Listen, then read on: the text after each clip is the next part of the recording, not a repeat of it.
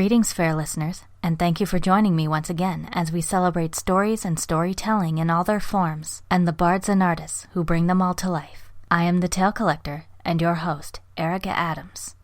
Rare is the power of an animation company that can adapt classic books into films and make those adaptations so memorable that they come to mind long before the source material does. Such is the power of Walt Disney.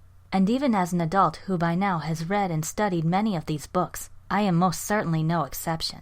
I still can't read stories like Alice in Wonderland, Peter Pan, or The Little Mermaid without thinking of their Disney counterparts for at least a moment, no matter how different they are. Heck, it wasn't until I reached my high school and college years that I learned at all that 101 Dalmatians, Winnie the Pooh, The Great Mouse Detective, The Black Cauldron, and even the effectively disowned Song of the South weren't technically original Disney creations. I think for many of us, Disney has been the gateway through which we've been first introduced to numerous iconic books. One of the first in my own childhood was this rendition of the timeless holiday staple by Charles Dickens.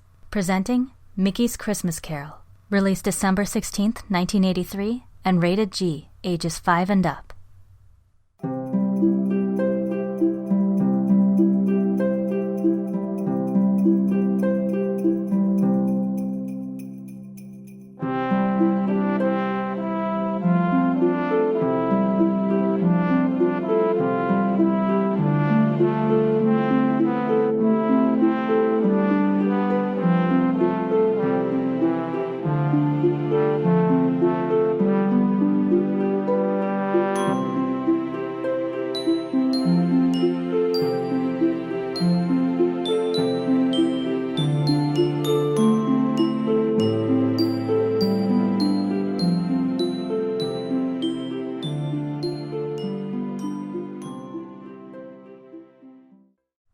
It's now Christmas Eve, and the inhabitants of a little village in Victorian England are abuzz with preparations and aglow with the holiday spirit. Even the severely overworked and underpaid accounting clerk, Bob Cratchit. The one exception is Ebeneezer Scrooge, Cratchit's bitter and stingy boss, who views Christmas as nothing more than a nuisance at best and a money waster at worst. But Scrooge gets a rude awakening when he is visited by the ghost of his late business partner, Jacob Marley. He explains that due to being greedy and selfish while alive, he is now eternally condemned in the afterlife, and unless Scrooge changes his own ways, he will suffer the same fate.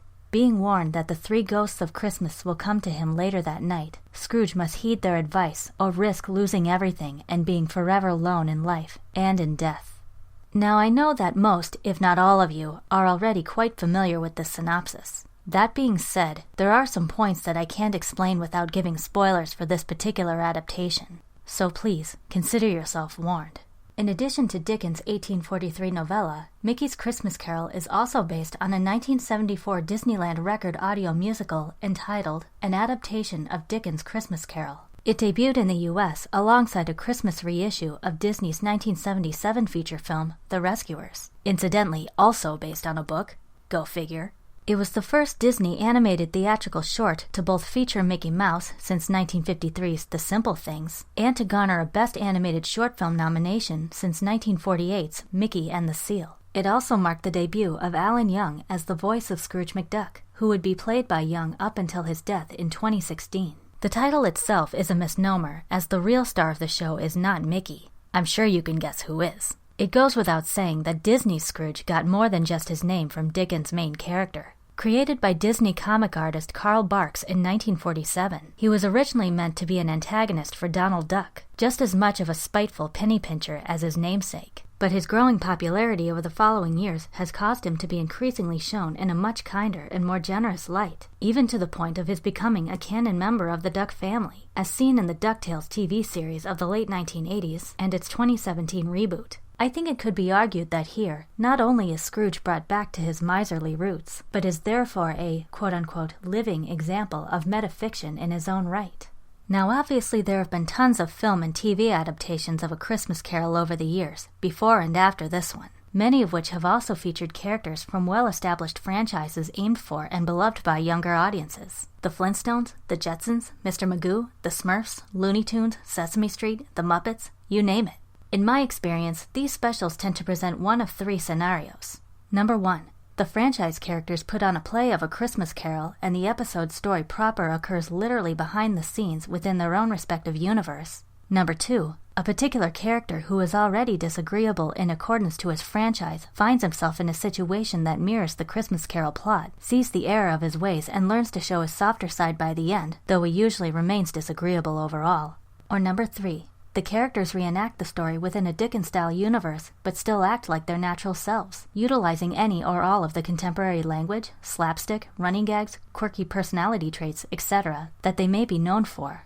Mickey's Christmas Carol does none of these things. This is a genuine, quote, real-life Victorian setting, not a stage set, and the Disney characters act and address each other according to the specific roles within Dickens' story. There are some funny moments, certainly, but no in-jokes, pop culture references, or fourth wall breaks of any kind. I find that pretty unique, especially considering these are cartoon characters that don't typically specialize in olden-day drama or tragedy. Even more impressive, though, is how tailor-made they feel for their parts. Mickey Mouse, as Bob Cratchit, retains his warmth, sincerity, and high spirits despite Scrooge's ill treatment.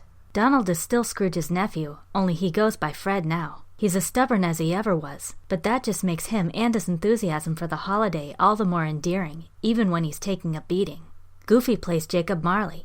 A decade before a Goofy movie, and he could still be serious, albeit a bit melodramatic, with his menacing, ghostly wail and his dignified tone of voice. But of course, he could never get away with not showing off his typical clumsiness and hilarious trademark squeal. Even the Three Ghosts of Christmas feel authentic without their Disney character actors being a distraction. Jiminy Cricket, in a manner of speaking, reprises the conscience role he played in Pinocchio, complete with a gold medal engraved with his official title, a very nice throwback, as the ghost of Christmas past, guiding Scrooge with wisdom and reason belied by his small stature. Willie the Giant, who first appeared in the Mickey and the Beanstalk segment from the film Fun and Fancy Free, is the ghost of Christmas Present, oafish and dim-witted, but also good-natured in a way that reflects his compassion and love for life's gifts. And as the ghost of Christmas Future, I think this is the closest we will ever come to seeing Pete as not merely an inconsiderate jerk, but an actual evil villain, sinister and frightening. Along with the main cast, half the fun of this movie comes from the additional cameos offered. From brief unspoken appearances of others in the original Disney roster, like Chip and Dale and Huey, Dewey, and Louie, to the inclusion of far more obscure members, like Mickey's twin nephews, Morty and Ferdy Fieldmouse, the former of whom plays the short but pivotal role of Tiny Tim, to even a nod to characters from some of Disney's previous feature films, like Robin Hood and the Adventures of Ichabod and Mr. Toad. Whether major or minor, they each add some Christmas cheer in their own special way.